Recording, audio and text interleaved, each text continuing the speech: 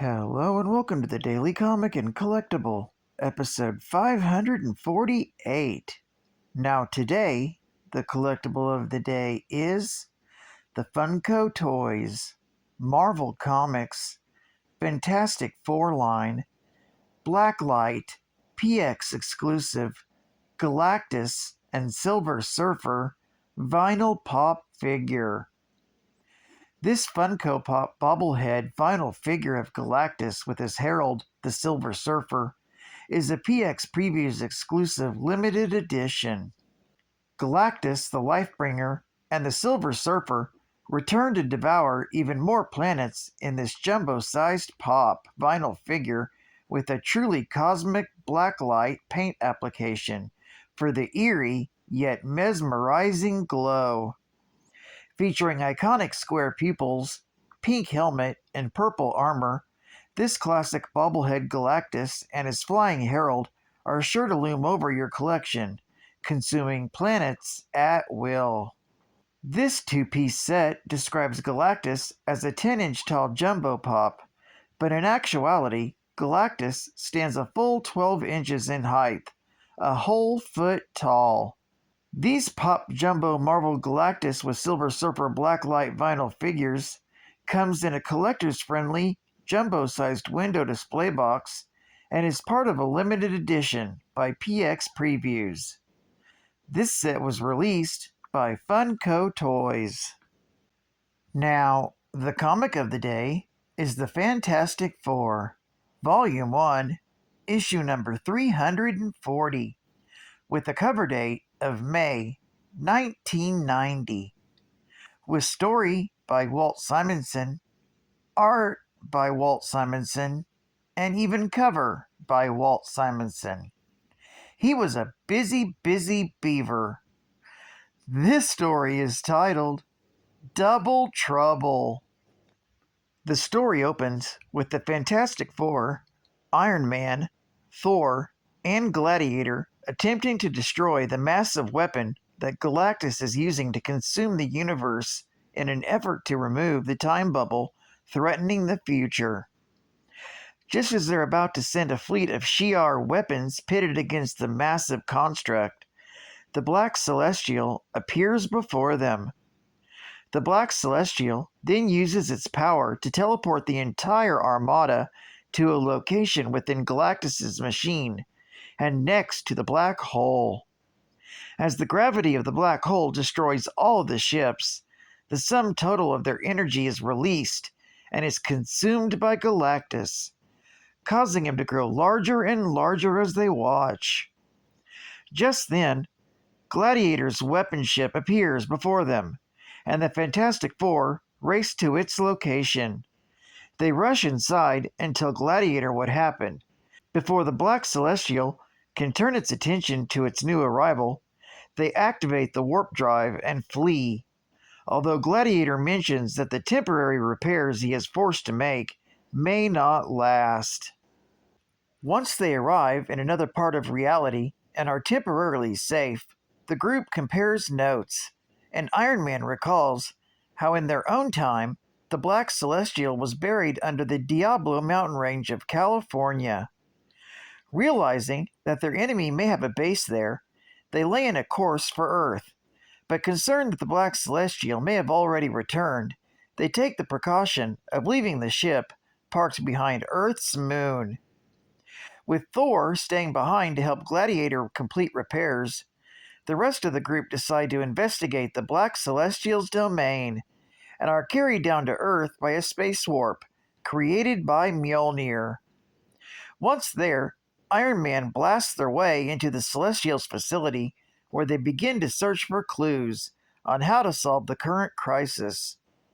However, after they enter the vast underground complex, an army of deviant guardians begin to materialize out of the walls and attack.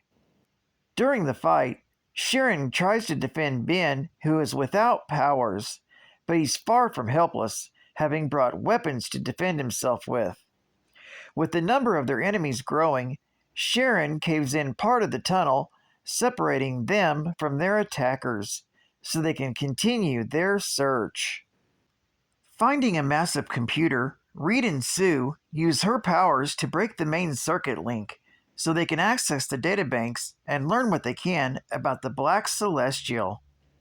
When Reed taps into a damaged circuit board and provides energy from his time sled, he reactivates the electronic entity that had been fried.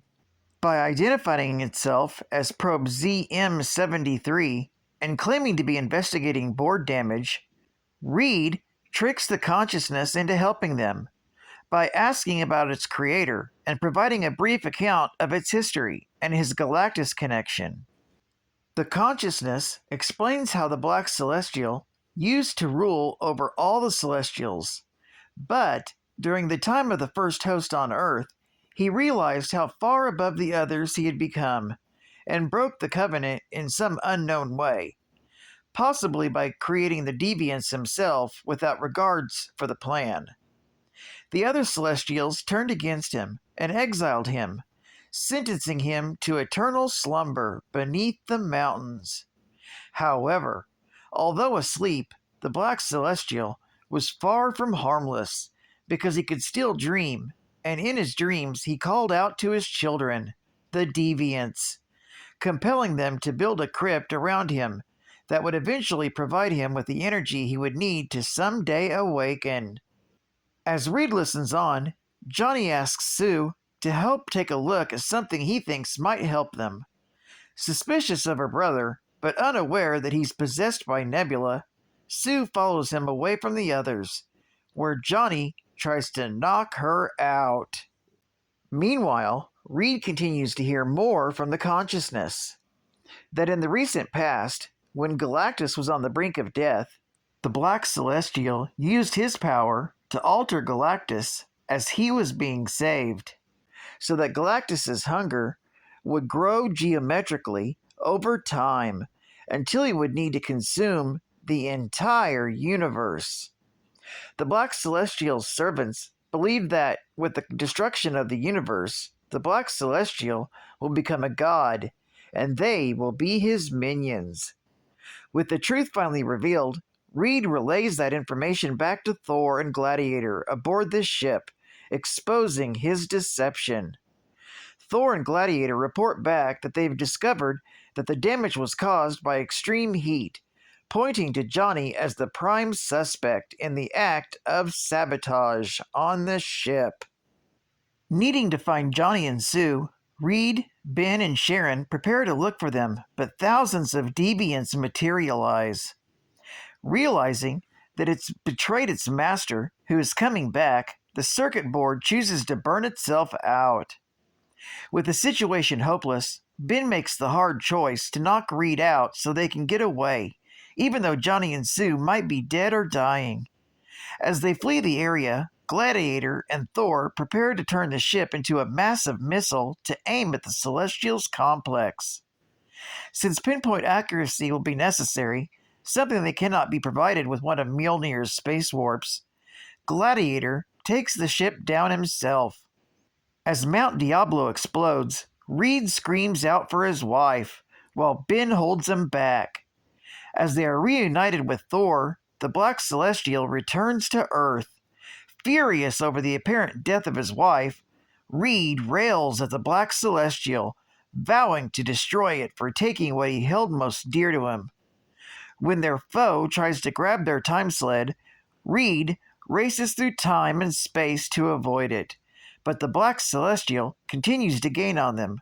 However, this is all a ploy to lure the Black Celestial into the black hole that is feeding Galactus. At Reed's signal, Thor warps them all away at the last moment, leaving the Black Celestial behind to plunge into the dark maw. Suddenly, in a massive burst of light, the Black Celestial is consumed by Galactus, and the heroes observe as Galactus's eyes stop glowing, indicating that the energy provided by the death of the Black Celestial has satiated him. However, the influx of energies only restores Galactus to lucidity for a brief moment, just long enough for Galactus to lock eyes with Reed. With the danger still present, Reed believes that the look he got from Galactus was a plea to end his tormented life once and for all. This story is continued in the Fantastic Four, issue number 341. Geek Fact: the Black Celestial's eternal slumber on Earth mirrors that of his Earth 616 counterpart, the Dreaming Celestial, whose own banishment was documented in Eternals, Volume 2, issues number 1 through issues number 12, from October of 1985 to September of 1986, respectfully. Bonus Geek Fact: unknown to all, Johnny was possessed by Nebula in Fantastic Four, issue number 338, from March of 1990. She was previously trapped in the time bubble in Avengers issue number 297 from November of 1988, when she and Dr. Druid got caught in the time bubble. But she's not who she seems to be. In reality, she's actually Kang's lover Ravonna, who was put in a death-like coma in Avengers issue number 24 from January of 1966. She was later revived by the Grand Master, as seen in Avengers Annual, issue number 21, from October of 1992. State-of-the-art gaming. Master the power. Demon Sword. In a land of impossible evils, the classic struggle between good and evil comes to life. Mixed with magic and the latest computer technology, a spellbinding game for your Nintendo Entertainment System is born. As the hero warrior Victor, you will battle wizards, troglodytes, and undead souls, master 7 levels and 3 worlds in your quest to conquer the demons of the Dark Lord. Traverse chasms of fire and the mountains of doom to confront the fiendish gatekeeper. Risk it all, the cunning and skill you wield the ancient and broken demon sword. To defeat the evil forces ruling the land, you must recover the sword's missing pieces and restore its mystical power. Gather your courage, grasp your blade, and release the power that is yours to control. Let's go. Only by Tato.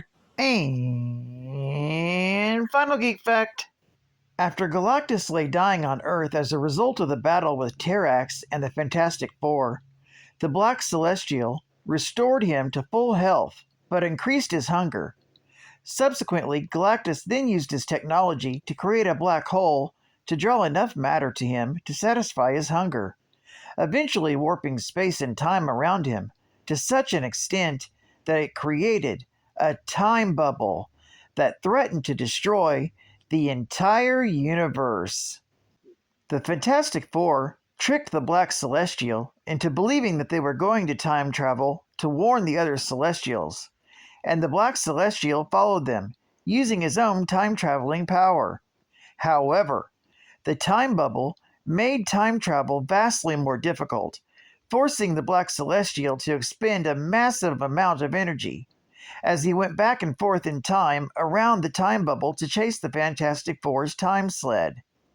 After weakening the Black Celestial to the point that he would not be able to escape Galactus's black hole, the Fantastic Four then lured the Black Celestial into it.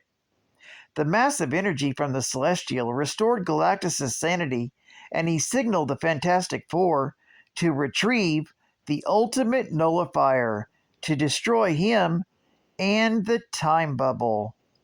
Well, I'd like to thank you for joining me for another Daily Comic and Collectible, and I hope to see you again Wednesday. This is Cat Fan Comics Man, and I'll catch you on the flip. Over and out.